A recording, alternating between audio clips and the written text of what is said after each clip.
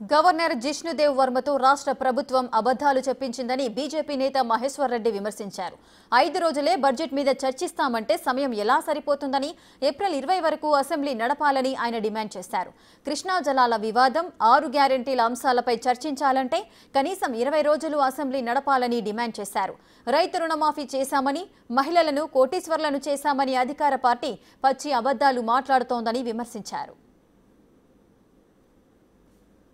Governor గారి ప్రసంగం మేము ఈ ప్రసంగం ఒక విజనరీ డాక్యుమెంట్లా ఉంటుందని ఆశతో వచ్చాం. కానీ ఈ ప్రసంగం అంతా ఒట్టి డొల్లలాగా, ఒట్టి అబద్ధాల విజనరీ లేని ఒక ప్రసంగంలాగా కనిపించింది.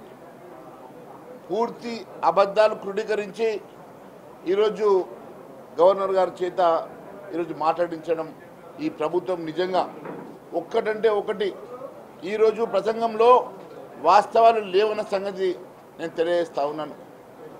6 గ్యారెంటీల మీద సంతకం పెట్టి 6 గ్యారెంటీల మీద చట్టబద్ధ కల్పిస్తానని చెప్పినటువంటి రేవంత్ రెడ్డి గారు దాన్ని విస్మరించి ఈరోజు మరి అన్ని అబద్ధాలతో కూడుకున్నటువంటి ప్రసంగాన్ని ఈరోజు గవర్నర్ గారితో చదివించడం అంటే బాధాకరంగా ఉన్నది.